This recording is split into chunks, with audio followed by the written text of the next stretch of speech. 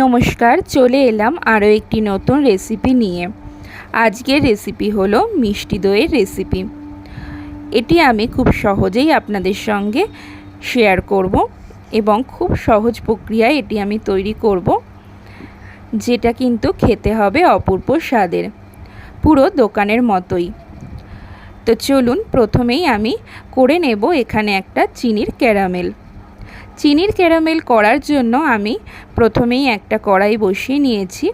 তারপরে এখানে দিয়ে দিলাম 1 কাপ চিনি, আর দিয়ে দিলাম আমি এখানে 3 চামচ জল।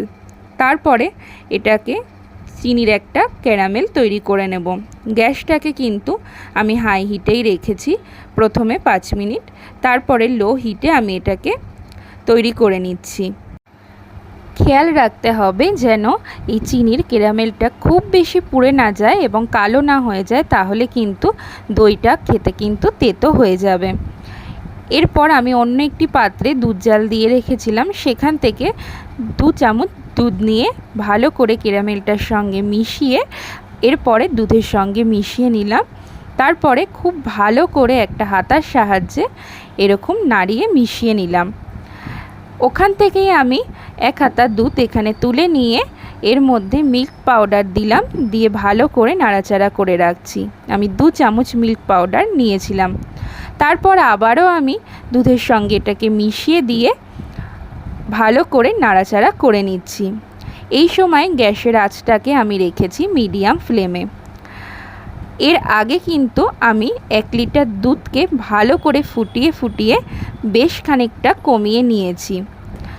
তারপরে এগুলো ভালো করে মিশিয়ে নিয়ে আবারও আমি জাল দিয়ে নিচ্ছি 5 মিনিটের জন্য। অন্যদিকে আমি এখানে ঘরে পাতা টক দইকে ছেঁকে নিয়েছি এরকম একটা ন্যাকড়ার সাহায্যে। ন্যাকড়ার ওপরে ওই ঘরে পাতা টক দইটাকে 1 ঘন্টার জন্য রেখে দিলেই দেখব পুরো জলটা বেরিয়ে গেছে। এরপরে দইটাকে ভালো করে ফেটিয়ে নেব।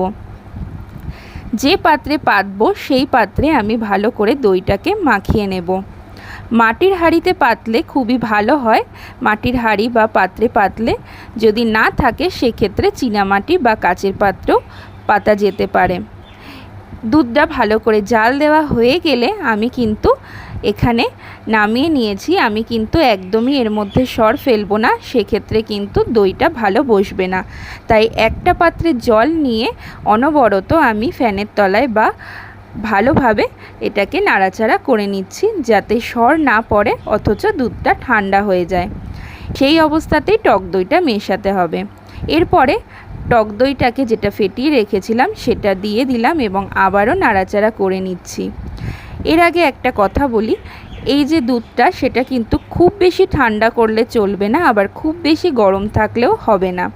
এরকম অবস্থায় থাকতে হবে যেন একটা আঙুল দিলে সেই আঙুলটা দুধটার গরমটা সহ্য করতে পারে। এরপরে যে পাত্রে পাতবো সেই পাত্রে দিয়ে ভালোভাবে এটাকে ঢাকনা চাপা দিয়ে রেখে দিতে হবে সারা রাতের জন্য। অথবা একটি প্রসেসে আমি দেখিয়ে দেব। সেই প্রসেসটি হলো, একটা কড়াই খুব ভালো করে গরম করে নিতে হবে। তারপরে দইগুলোকে বসিয়ে দিতে হবে। তলায় একটা থালা দিয়ে দিতে হবে যাতে খুব বেশি পরিমাণে তলার দিকটা হিট না পায়। এরপরে কাপড় দিয়ে মুড়িয়ে রাখতে হবে। গ্যাসের ফ্লেম লো আছে, 30 মিনিট এইভাবেই রেখে দিলে রেডি হয়ে যাবে মিষ্টি দই। 30 মিনিট লো আছে রেখে আরও 10 থেকে 15 মিনিট গ্যাস বন্ধ করে এইভাবেই রেখে দিতে হবে। রেসিপিগুলো কেমন লাগছে অবশ্যই জানাবেন, ভালো লাগলে শেয়ার করে দেবেন। ধন্যবাদ পুরো ভিডিওটি দেখার জন্য।